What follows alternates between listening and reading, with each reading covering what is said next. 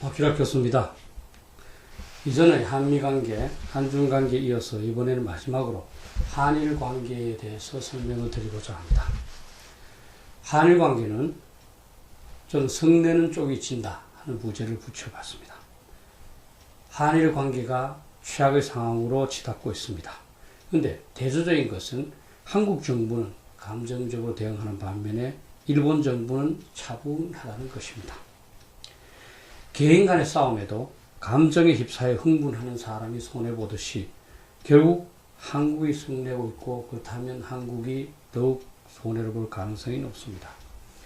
일본의 수출 규제에 대응해서 한국은 일본과의 군사정보보호협정 즉 지소미아를 폐기하겠다고 밝혔는데 이것은 분명히 자해적인 조치입니다.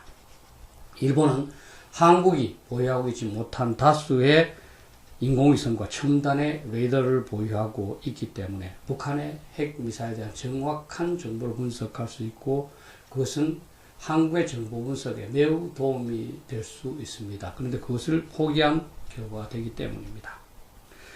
9월 10일에 북한이 두 발의 미사일을 발사를 했는데 아직도 한국의 합참은 그 당시에 고도, 거리, 탄도 형태를 발표하지 못하고 있습니다. 자체적인 분석력에 자신이 없다는 증거입니다.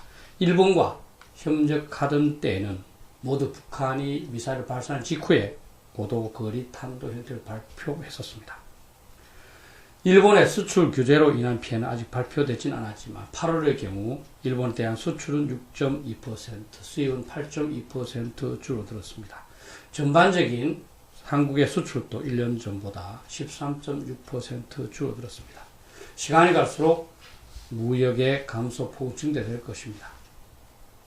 자해적인 줄 알면서도 지소미아를 파기해야 할 정도로 일본에 대한 보복 카드가 없다는 사실도 노출되었습니다. 현재 한국과 일본 간의 관계가 나쁘지만 양국 간에는 대결하기보다는 긴밀한 안보 협력을 추진해야 할 필요성이 더욱 많습니다. 중국을 분석했을 때 사용했던 것처럼 공통위협과 상호 안보이익 차원에서 살펴보면 우선 공통위협의 경우 한국과 일본은 북한의 핵 위협이라는 너무나 직접적이고 심각한 공통위협을 보유하고 있습니다.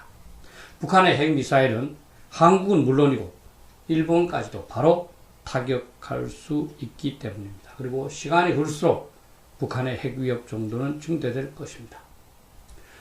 사거리 1300km의 북한 로동미사일과 3000 내지 4000km의 북한 중거리 미사일은 모두 일본 전역을 타격할 수 있고 이들을 고각으로 발사하면 당연히 한국도 타격할 수 있습니다. 한국과 일본은 북한의 핵 위협을 함께 단합해서 막아야 할 상황입니다. 중국의 팽창주의적 정책과 군사력 증강 또 한일 양국에게는 잠재적인 심각한 공통 위협이 될 수 있습니다. 중국은 오랜 기간에 걸쳐서 군비를 증강해왔고 2013년 주변국과 주변 국가들과는 상의 없이 일부 중복되는 중국 방공식별구역을 선포하기도 했으며 수시로 한국과 일본의 방공식별구역을 침범하고 있습니다. 중국은 250개 정도의 핵무기를 보유하고 있을 뿐만 아니라 그중 150개는 핵미사일 형태로 보유하고 있어서 한국과 일본에게 언제든지 발사할 수 있습니다. 한일 양국이 긴밀한 안보 협력을 추진할 경우 기대되는 상호 간의 안보 이익도 적지 않습니다. 이것은 주로 한국, 미국, 일본 3국의 역량을 효과적으로 통합함으로써 창출되는 시너지 효과라고 할 수 있습니다. 한국과 일본이 긴밀한 안보 협력을 하게 되면 미국은 한국과 일본을 활용을 해서 모두에게 최대한의 안보 지원을 제공할 수 있습니다. 한국과 일본 간의 안보 협력이 강화되면 미국은 그들의 군사력을 한국으로 더욱 효과적으로 투사할 수 있고 결과적으로 한국의 입장에서는 한미동맹이 강화되는 결과가 됩니다. 미국이 한일 간의 관계 개선을 지속적으로 요청하거나 중국이 반대하는 것도 이러한 시너지 때문입니다. 앞으로 북한의 핵 위협이 더욱 심각해져서 미국이 핵무기를 동북아시아 지역에 배치할 경우 한국과 일본에 공통적으로 배치하거나 더욱 안전한 일본에 배치할 가능성이 높은데, 이를 위해서는 한일 간의 긴밀한 안보 협력이 절대적입니다. 그래야 한국의 전투기가 일본의 핵 저장고에 대기하면서 북한이 한국을 공격할 경우 바로 핵 반격을 할 수 있는 태세를 갖추고, 이로써 북한의 핵 공격을 억제할 수 있기 때문입니다. 이런 점에서 한일 안보 협력은 북핵 대응의 필수적인 요소라고 할 수 있습니다. 몇 달 전 KBS 2의 개그 콘서트에서 이제 들은 얘기를 제가 기억하는 게 있습니다. 전 개그 콘서트를 열심히 보는데요. 개그 콘서트 사람들이 굉장히 열심히 하는 모습이 너무나 이제 보기 좋습니다. 거기에 보면 이제 남자나 여자나 똑같이 대략 얘기할 때 훈민정음을 이야기한답니다. 그 중에서 여성을 먼저 얘기하면 훈남 이야기를 하다가, 그 다음 민지 뒷담화를 하다가, 또 정은이 뒷담화를 하다가, 그 다음 음식 얘기로 끝을 맺는답니다. 훈민정음이죠. 남자도 똑같답니다. 남자도 훈민정음인데 훈련소 이야기를 하다가, 민수위 얘기를 하다가, 정치 얘기를 하다가 음담패설로 끝맺는답니다. 한참 웃었는데 여러분은 어떤지 모르겠습니다. 그런데 한일 안보 협력을 저해하는 요소도 적지 않습니다. 그 중에서 가장 결정적인 요소는 과거사와 이로 인한 국민들의 감정입니다. 아직 한일 양국 간에는 위안부 문제도 제대로 해결되지 않은 상태이고, 일본은 독도를 자국의 영토로 명시한 상태에서 교육을 실시하고 있습니다. 양국 간에는 뿌리 깊은 상호불신이 있고, 이것이 좀처럼 개선되지 않고 있습니다. 실제 여론조사를 봐도 양국 국민들 간의 상호불신은 매우 큽니다.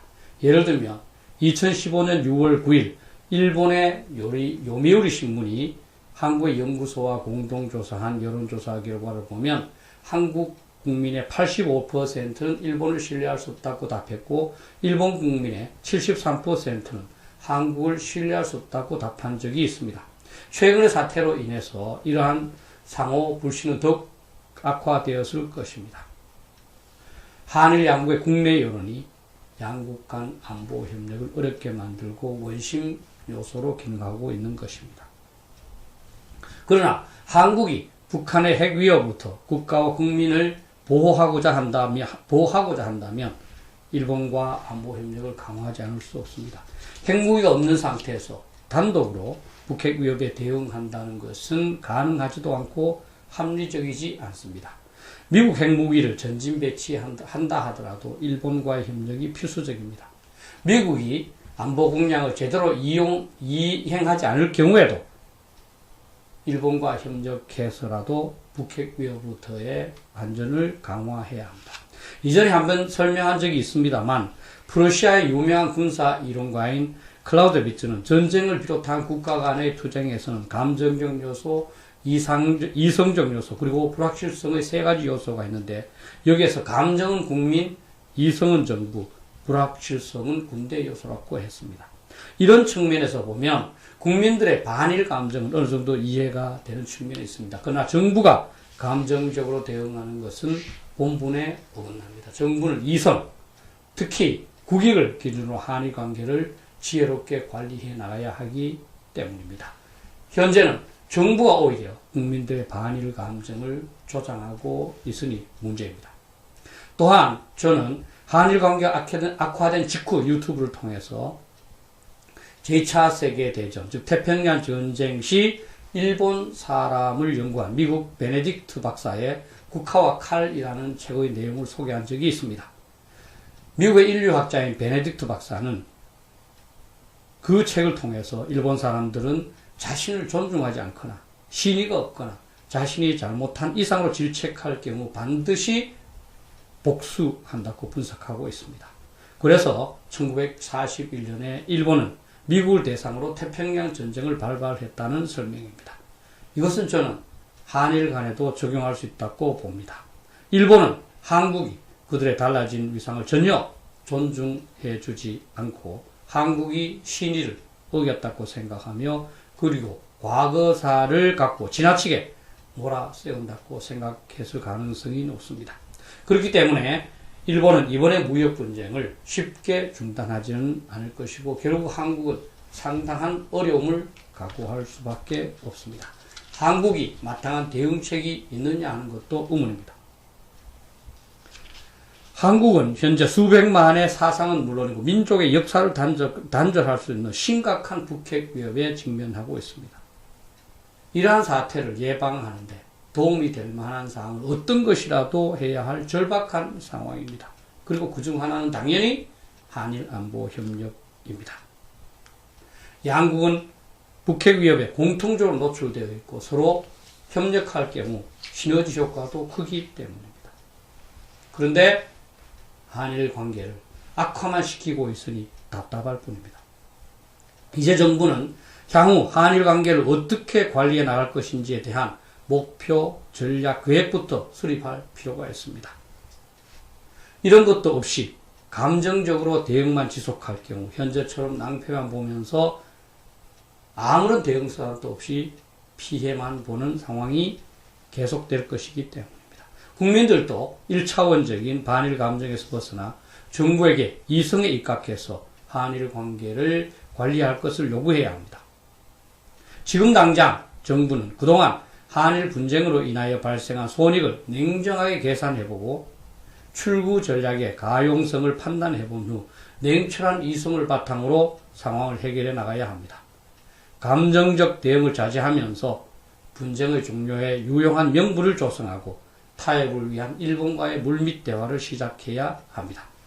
에칭가스 등에 관하여 일본이 제기한 의혹부터 면밀하게 조사해서 통보함으로써 일본에게 철회의 명분을 제공하고 필요하다면 미국에게 중재 역할을 부탁해야 할 겁니다. 개인 간의 경우에도 그러하지만 싸움은 시작보다는 종결이 더욱 어렵습니다. 감정이 개입되어 예상외로 상황이 악화되었을 경우에는 더욱 그러해집니다. 그러나 국가의 지도자는 국익을 위해서 감정을 삭힐 수 있어야 합니다. 먼저 화내는 사람이 지듯이 감정적으로 대응하는 국가는 질 수밖에 없습니다. 감정적으로 대응한다는 것은 바로 아무런 전략, 보관, 계획이 없다는 것을 드러내는 것뿐입니다. 감사합니다.